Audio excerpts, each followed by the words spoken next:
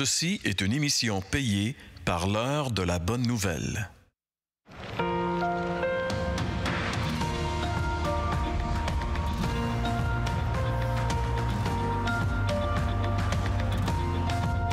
Changez d'attitude et croyez à la bonne nouvelle.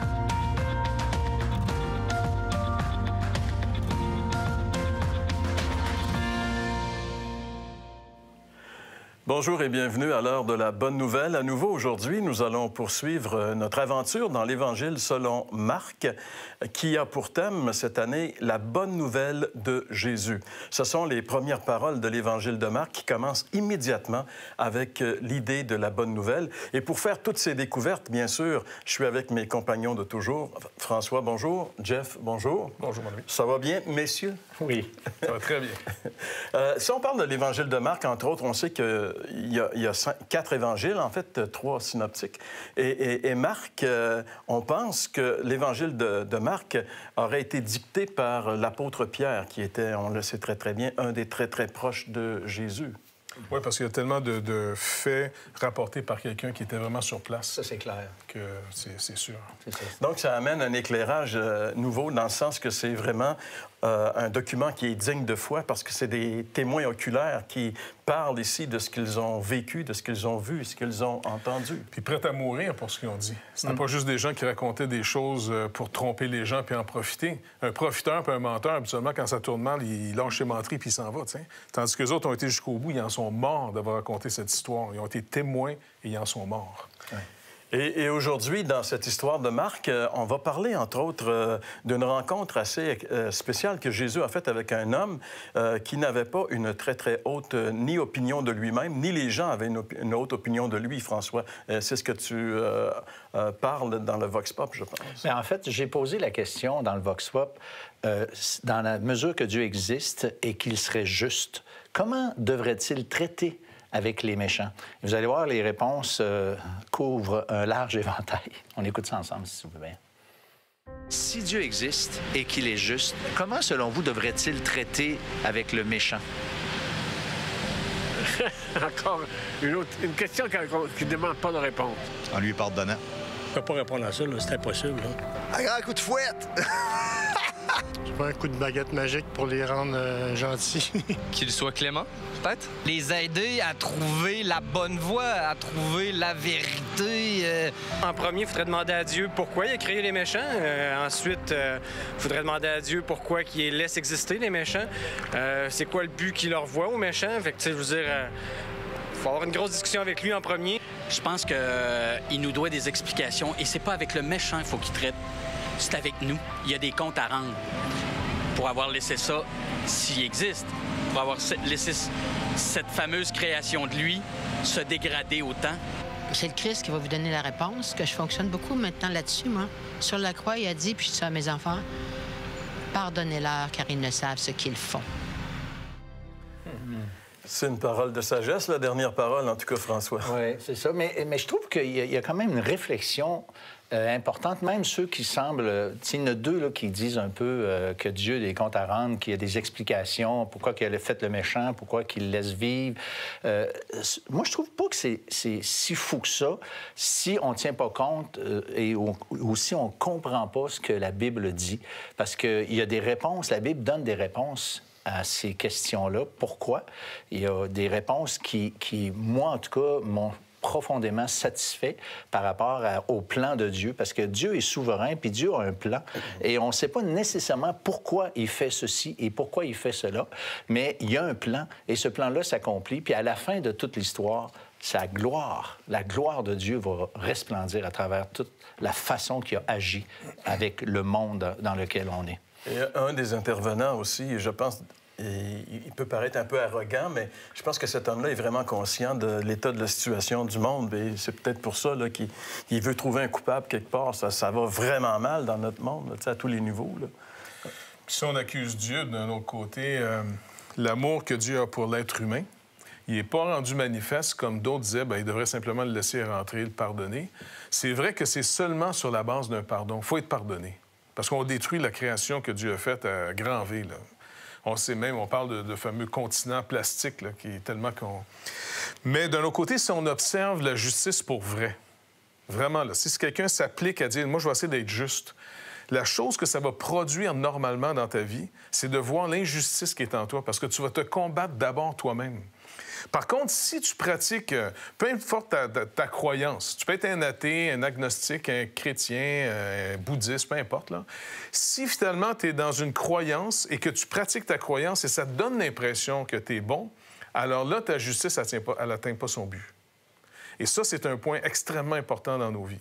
Est-ce que je réalise en pratiquant le bien que je suis obligé de me retenir, je suis obligé de dompter la bête en dedans de moi parce que je ne peux pas me laisser aller à n'importe quoi? Tu sais, dans ça, c'est pour ça qu'on éduque nos enfants, c'est pour ça qu'on se donne de la discipline de vie. On retient. La loi, au fond, elle freine le mal. Elle l'enlève peut-être pas, mais elle le freine. La preuve, quand on est sur la route, puis on voit une police au loin, ça baisse tranquillement. Ça freine le mal. OK. Donc, justement, on va voir de quelle façon Jésus traite les méchants dans le texte que nous allons lire après la pause qui suit. Vous avez des questions ou des commentaires sur ce que vous venez d'entendre? Contactez-nous par téléphone ou réagissez sur les médias sociaux.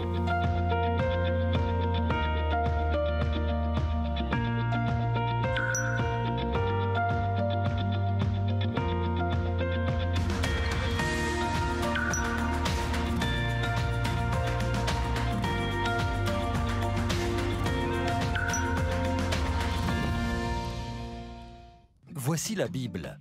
C'est plus que de la lecture. Bien que vous pourriez en faire aussi. Maintenant, elle peut à son tour vous faire la lecture, vous montrer de façon inédite des histoires intemporelles, ou même vous faire partager ce que vous apprenez avec votre entourage. Lire, écouter, regarder, partager. Maintenant, vous pouvez faire tout ça et bien plus parce que la Bible est une app. Téléchargez-la gratuitement sur bible.com/app. Bien sûr, comme on vient de le voir, il y a la Bible format électronique aujourd'hui, disponible sur tous les espèces d'engins qu'on peut posséder. Mais il y a aussi le vieux format papier. C'est à partir de ce format-là que je vais lire le texte d'aujourd'hui qu'on retrouve dans l'Évangile de Marc, chapitre 2. On va lire les versets 13 jusqu'à 17. Jésus sortit de nouveau du côté de la mer. Toute la foule venait à lui et il les enseignait. En passant, il vit Lévi, fils d'Alphée, assis au bureau des péages. Il lui dit « Suis-moi ». Lévi se leva et le suivit. Comme Jésus était à table dans la maison de Lévi, beaucoup de publicains et de gens de mauvaise vie se mirent aussi à table avec lui et avec ses disciples, car ils étaient nombreux et l'avaient suivi. Les scribes et les pharisiens, le voyant manger avec les publicains et les gens de mauvaise vie, dirent à ses disciples, « Pourquoi mange-t-il et boit-il avec les publicains et les gens de mauvaise vie? » Jésus, ayant entendu cela, leur dit, « Ce ne sont pas ceux qui se portent bien qui ont besoin de médecins, mais les malades. Je ne suis pas venu appeler les justes, mais des pécheurs. » Que le Seigneur bénisse sa parole, et c'est sur ce passage aujourd'hui que nous allons nous attarder, messieurs, cette rencontre que Jésus a eue avec ce monsieur qui s'appelle Lévi. Et puis le texte commence en disant que Jésus enseignait. Et il y avait une foule. Il y avait une foule. Il attire tout le temps les foules. Exactement. Moi, ça m'impressionne. Parce que son enseignement, contrairement à celui peut-être que les scribes et les pharisiens pouvaient donner, d'abord Jésus enseignant comme ayant autorité. Les gens, quand ils l'écoutaient parler, il donnait non seulement ce que le texte disait, mais en même temps, les gens disaient, il me semble qu'il a le droit, lui, de dire ça. Parce que les gens répondent aussi à ce qui est vrai. Tu sais, dans le sens qu'il y a comme une protection qu'on se fait. Parce que des fois, des gens peuvent nous dire des vérités, mais tu sens que tu es en train de te faire passer un savon un peu, là, tu comprends? Et puis, d'autres vont dire, pourquoi il dit la même chose? Mais on dirait que lui, il a le droit de le dire. Fait que Jésus avait une autorité, sa vie était correspondante à ce qu'il disait, et en même temps, il est en train de montrer le but. Parce qu'on le voit dans un enseignement que ce fameux Lévi, c'est Matthieu, qui a écrit l'Évangile de Matthieu. Puis Matthieu est un de ceux qui a mis finalement le sermon de Jésus en 3 chapitres. Oui, 5, 6 et 7 ans. C'est lui le plus long. Oui, oui. Il décrit finalement quel genre d'enseignement Jésus donnait aux gens. Et il leur disait, on va reprendre la loi de Moïse, là, puis on va essayer de comprendre qu'est-ce que Dieu attendait de nous. Et là, toutes les fois qu'il enseignait, il disait, écoutez, c'est pas juste de ne pas l'avoir fait, mais c'est de pourquoi vous l'avez même pensé. Là, tu dis, attends, c'est pas pire si je l'ai pas fait, je me suis retenu quand même, tu sais. Le Seigneur dit, si tu t'es retenu, tu as retenu quelque chose. Et c'est ce quelque chose-là que je suis venu te délivrer. Je veux te pardonner, te délivrer de ce que c'est bien de l'avoir retenu. Mais comme j'ai déjà donné une illustration, là, si t'es malade et c'est défendu de vomir dans le studio, t'as beau fermer ta bouche puis un petit jus qui sort seulement, tu sais, il n'y a rien. Mais t'es quand même malade. Donc, c'est par le symptôme que t'es supposé réaliser qu'il y a un problème. Et ici, Lévi, c'est un gars qui vomit partout, par contre. T'sais. Ça fait que lui, tout le monde le condamne. Et les pharisiens ont raison de dire on ne devrait pas manger avec de telles personnes parce que c'est donner une approbation. Ouais. Mais peut-être... la personne, c'est parce qu'on n'a pas beaucoup présenté notre ami. Vas-y. Ben, juste dire quelques mots à propos de ce Lévi, justement. La Bible nous dit ici qu'il était au bureau des péages. Peut-être que ça ne nous dit pas grand-chose aujourd'hui, mais en réalité, dans un langage plus contemporain, c'était un douanier. En fait, il était à un poste où les marchandises qui transitaient sur la grande route vers le sud, ben, ils devaient arrêter et puis ils devaient payer un droit de circuler, un droit de passage. C'est une douane. Et évidemment, on sait très bien que tous les douaniers mettaient une partie de l'argent dans leur poche. Et c'est une des raisons pour laquelle ils étaient très mal vus du peuple, ces gens-là, parce qu'ils étaient des voleurs. Mais pas juste ça aussi, c'est que non seulement ils mettaient l'argent dans leur poche, mais ils travaillaient pour Hérode, qui était un peu le représentant de l'autorité romaine, les occupants. Donc, en fait, c'est comme si quelqu'un... je me rappelle les Français du temps de l'occupation, ceux qui collaboraient avec les nazis, quand la guerre est finie, ils ont goûté. Donc, c'est un peu de cette façon-là que ces gens-là étaient mal vus. Et même Alfred Edersheim, qui a écrit un livre sur le temps et la vie de Jésus, disait dans son livre qu'on les appelait, ils étaient vus par les Juifs comme étant des porcs. On les appelait comme ça. Oui, c'était le surnom qu'on leur donnait pour démontrer jusqu'à quel point ces gens-là avaient aucune bonne réputation dans la société. Et probablement qu'à leurs yeux aussi, si on te dit on te traite tout le temps de porc, peut-être que tu finis par croire que tu en es un, finalement. Puis qu'est-ce que je trouve intéressant, c'est que là c'est ce gars-là que Jésus appelle. Tu sais, moi, maintenant, j'aurais été faire du prosélytisme dans les églises, dans les places où c'est que je pense qu'il y a des gens qui aiment Dieu. Et il appelle ce qu'il y a de pire à peu près dans la société de l'époque. Puis non seulement il l'appelle, mais il vient. Lui, là, il a complètement été changé. Ce gars-là, il est parti, il a laissé tout, comme on a déjà mentionné dans un évangile. Et on voit qu'il laisse toute la table avec l'argent, puis toute sa business. Et puis, il suit Jésus. Et puis, ça, c'est important parce que suivre Jésus et se convertir au Christ, devenir chrétien selon le Nouveau Testament, c'est plus qu'une adhésion intellectuelle, c'est plus qu'un sympathisant, c'est un engagement. Absolument. Et quand Jésus appelle quelqu'un, eh bien, s'il dit oui, bien, normalement, il se lève puis il le suit. Et s'il n'y a pas le geste qui va avec, bien, c'est une foi intellectuelle. Alors, il y a beaucoup de personnes qui nous écoutent qui sont des sympathisants de Jésus, mais les sympathisants de Jésus ne sont pas ses disciples. En fait, suivre Jésus, c'est pas juste un engagement intellectuel, c'est vraiment une vie qui est soumise à la Seigneurie de Jésus. Tout à fait. En réalité, ce que le texte nous montre, c'est que Jésus, quand il appelle, il fait plus que de demander simplement la volonté des gens de le suivre. Parce qu'il y a des gens qui vont suivre jusqu'à un certain point puis après ça abandonner. Quand il appelle, il rend capable de le suivre. Parce que le Seigneur nous donne non seulement le pardon quand il nous appelle, puis c'est pour ça qu'on fait les émissions, il commande à l'Église d'aller annoncer l'Évangile, que par lui, il va avoir le pardon des péchés et un changement de vie que lui va nous accorder. Et Lévi est en train de le vivre ici. C'est tellement fort pour lui, là, qu'il est capable de se lever, il laisse tout ce qui était finalement son gagne-pain, sa sécurité. Il gagnait bien sa vie, là. Ah oui, c'est sûr qu'il gagnait très bien sa vie. Puis il était prêt même de toute façon à être critiqué par la population, il s'en foutait. Il avait sa gang, il se tenait finalement avec les gens de mauvaise vie, comme il a dit, tous les parias de la société se retenaient ensemble parce qu'il était rejet de toute façon. Ouais. Il va tout perdre pour tout gagner. Ouais. Mais pour tout gagner avec Jésus, il va tout faire, tu vas tout perdre. Il faut que tu perdes ce qui te perdait en réalité. Ouais. Mais Jésus est capable d'appeler. Et ça, c'est ça qui est la force du message ici. Puis il faut se rappeler dans les autres émissions qui est celui qui est en train de l'appeler. Parce que les pharisiens qui vont juger, qui est en train de manger avec eux, ils sont scandalisants en disant, écoute, tu donnes ton approbation à des gens qu'on est supposé, selon la loi de Moïse, la loi de Dieu, de disqualifier, de se séparer, de condamner. C'est vrai.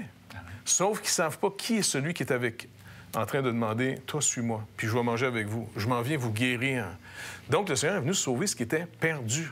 Mais le problème des pharisiens, c'est qu'en pratiquant leur justice, ça les a pas rendus conscients du problème qu'ils ont, que Jésus vient délivrer. Au contraire, ils sont devenus aveugles. Ils ne voyaient plus qu'ils étaient des perdus. Ouais, c'est ça. Ils comptaient sur leur propre justice. Ouais. Tandis que probablement Matthieu, Lévi, et lui, il n'avait pas beaucoup de peine à croire qu'il avait besoin puis qu'il était un pécheur. Et c'est là pour ça que Jésus dit il est appelé des pécheurs. Ceux qui se pensent justes. Il n'y a personne qui est juste. Il n'y a que des personnes qui se pensent justes. Et ceux qui se pensent justes, eh bien, malheureusement, c'est pas eux que Dieu appelle. Parce qu'il veut qu'on reconnaisse notre besoin pour aller à lui, sinon, tu n'as pas besoin. C'est des gens qui se sont donné un code, par exemple, un code de justice, et puis ils essaient de rendre leur vie conforme à leur code, et quand ils réussissent un temps soit peu, bien là, ils sont fiers d'eux, puis ils s'imaginent qu'ils sont justes. Ouais. Mais le code qu'ils se sont donné, est-ce que c'est vraiment ce que Dieu attend de nous, tu sais?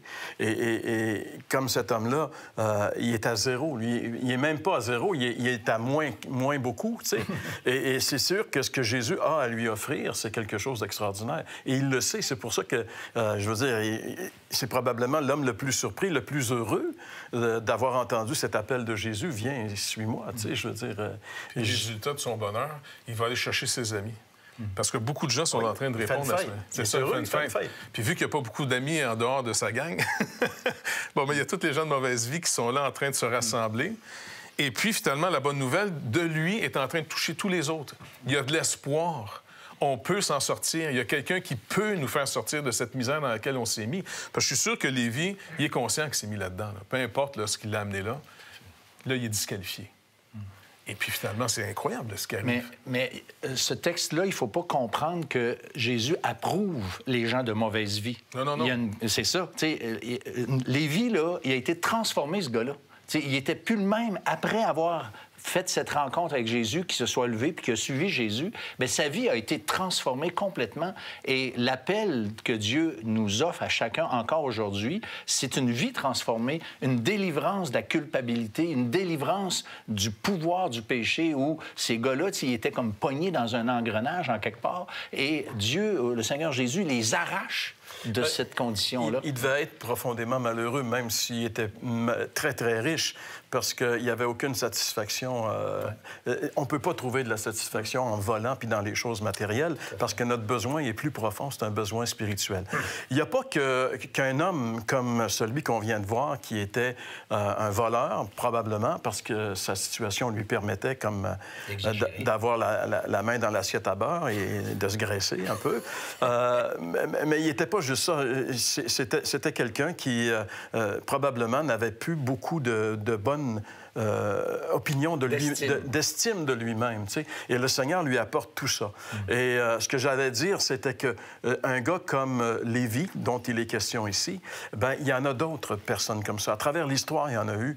Et il y en a encore un qui a expérimenté cette grâce. On va aller retrouver Jean-François maintenant, justement, et on va parler aujourd'hui, Jean-François, de cet homme qui avait besoin de cette grâce de Dieu. Absolument. L'histoire qu'on va voir aujourd'hui, c'est celle de Donald Bouchard. C'est un ancien proxénète. On a parlé beaucoup de proxénètes dans les médias dans les dernières années, tout ça. Donc, l'histoire d'aujourd'hui est vraiment très à propos par rapport au témoignage, ce que vous venez de dire. Donc, on va le regarder ensemble. On écoute ça. J'ai été élevé dans une famille qui était très stricte moralement. On était surprotégés. Puis à l'école, on était totalement différents des autres. Puis ça a causé beaucoup d'angoisse dans ma vie parce que je voulais tellement faire partie du groupe. Me débarrasser de l'image du bon petit gars, c'était pas facile. Je voulais absolument être autonome puis avoir aucune autorité sur moi. Je voulais être capable de prendre toutes mes décisions de moi-même. Je me suis ramassé à vendre de la drogue puis à faire les rues. Quand on est rentré dans l'hôtel, Snow était là puis il fumait du crack. Puis quand j'y ai donné ma cocaïne, j'y ai vendu, il a Il a commencé à fumer le crack. Puis il m'a dit, t'auras plus besoin de travailler. Il dit, tu vas travailler pour moi à partir d'aujourd'hui. Il dit, je vais t'enseigner à devenir un Mac. Moi, je savais pas c'était quoi un Mac. Un Mac, c'est la plus haute forme de pimp. Il dit, un Mac, c'est un gars qui domine toutes les autres pimps. Puis il dit, je vais t'enseigner comment ça fonctionne. Puis il dit, tu vas pouvoir faire beaucoup d'argent dans la prostitution. Les Macs, jamais prendre un pourcentage. Il dit, les filles, il faut qu'ils soient complètement soumises à toi. Puis il dit, c'est toi qui prends tout l'argent, puis c'est toi qui domine.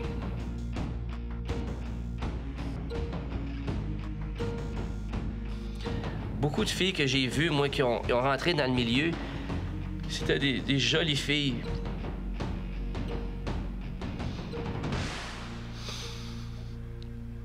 Puis en dedans de 2-3 ans, ils étaient ruinés. Bien, j'ai réalisé comment que j'avais calé dans un milieu, puis que j'étais devenu insensible.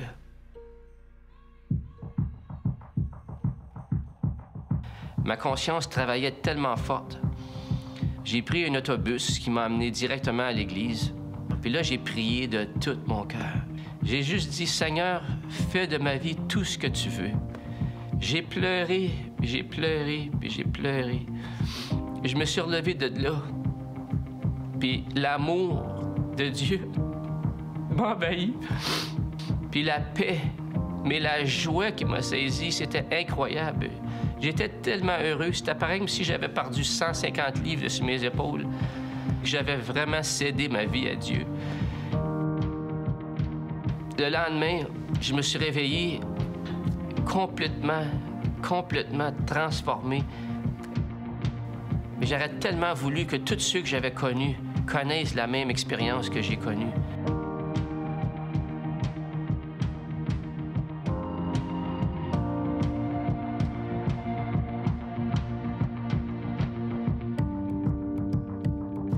Jamais j'aurais cru qu'en me levant le matin, ou m'ouvrant les yeux, que je dirais « Jésus, je t'aime ». De penser que Jésus aimerait un pourri comme moi. Jésus m'a aimé quand j'étais sale, puis quand j'étais dans mon pire, c'est là qu'il m'a aimé. Mon nom est Donald Bouchard et je suis deuxième.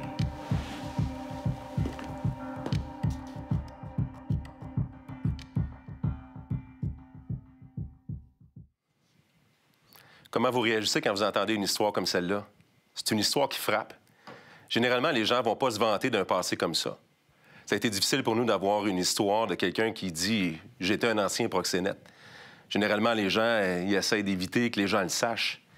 Donc, Donald Bouchard a eu beaucoup de courage de parler de ça parce qu'il parle de quelque chose qui est extrêmement difficile à admettre.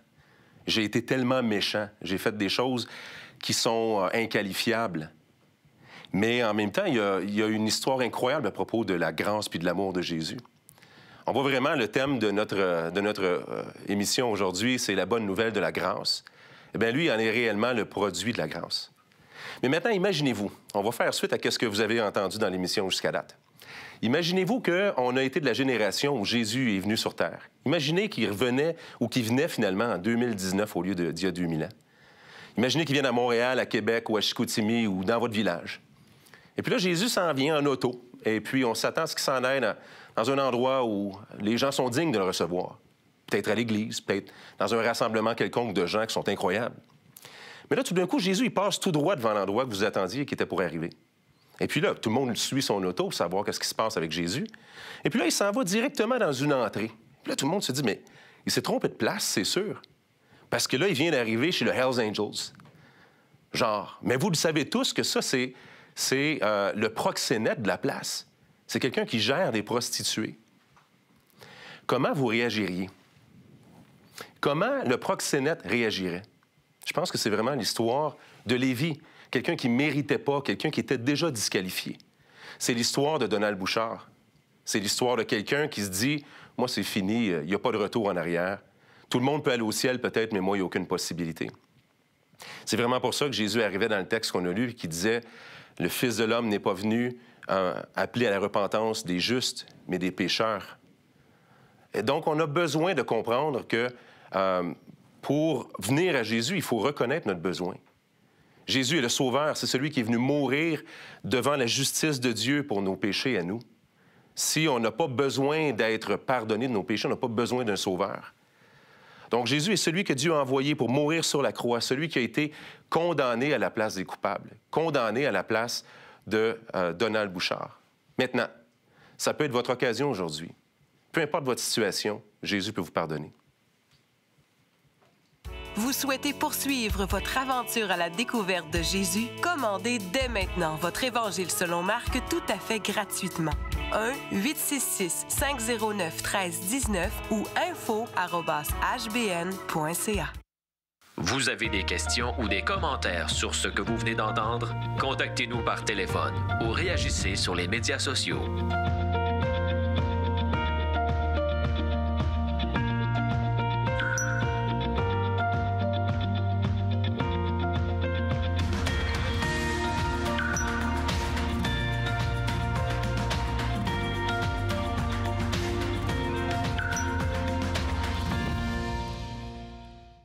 L'heure de la bonne nouvelle, en collaboration avec le Messager chrétien, vous offre gratuitement le recueil de méditation quotidienne La Bonne Semence. Pour en recevoir un exemplaire, écrivez-nous à l'heure de la bonne nouvelle, casier postal 26006, Trois-Rivières, Québec, G8Y7M1.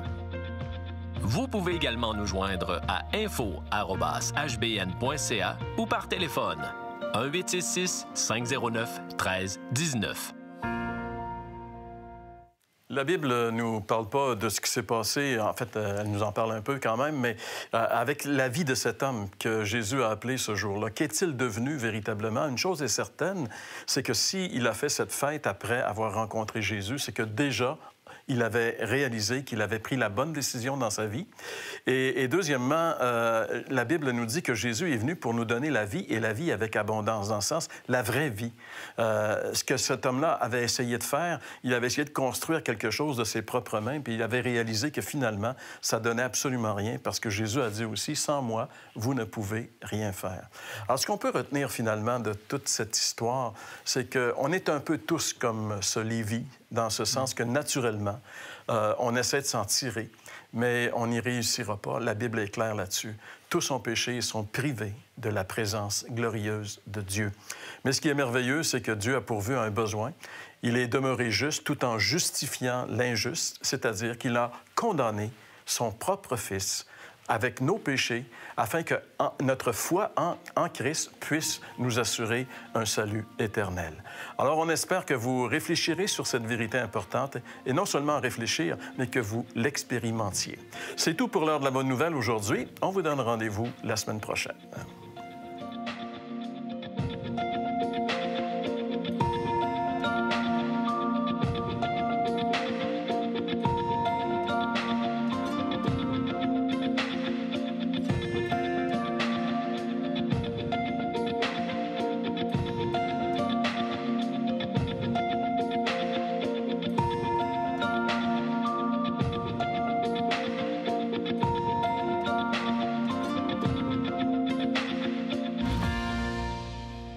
Ceci était une émission payée par l'heure de la bonne nouvelle.